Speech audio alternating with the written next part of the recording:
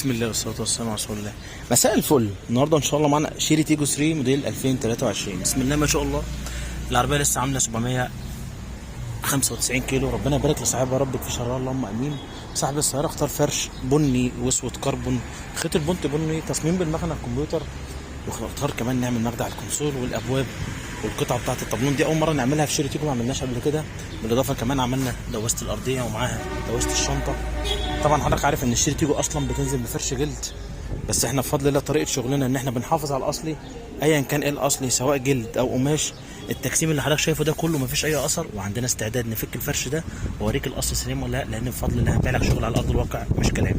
ما شاء الله اللهم بارك. بص الكرسي تجسيم، الفرش مش معبي هوا، هتقعد مهما تقعد على الكرسي ولا يحتاج يتشد ولا يهرهر ولا يعمل كرمشه تحتيك. بفضل الله عارفين شغلنا كويس قوي ما شاء الله. شوف التجسيم ده كونسول مشدود كويس، الغرزه، المخدع. افتح لك جنب جنب وباب باب كانك قدام العربيه عشان تستلم، ولو لقيت اي ملحوظه قول على طول. ما شاء الله. من اسوأ الحاجات في العربيه دي الفرش الجلد الاصلي بتاع العربيه اللي بينزل، بيبقى الفينش مش كويس، بيبقى مكلكع من هنا والمخادع مكلكعه والفينش مش كويس خالص.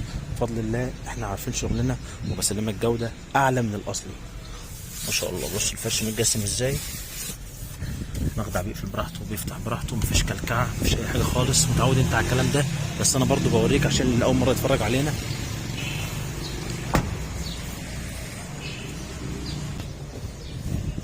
ما شاء الله. بص الغرزة،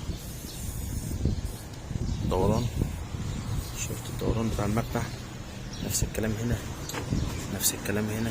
هنا بأكد لك على الدورانات، مفيش خيط بيتعوج، مفيش جلد بيعمل كشكشة، كل حاجة مسطرة، كل حاجة قدام عينيك، وبقرب لك وبوريك وبعرفك تستلم ايه، عشان لو مفيش نصيب تجينا يبقى انت عارف انت بتستلم الشغل ازاي. انت تعبان في الفلوس، مش كل يوم هتعمل فرش، فتعمل حاجة صح يا ما تعملهاش. نفس الكلام هنا، بص تفاصيلك كلها اهي ما شاء الله.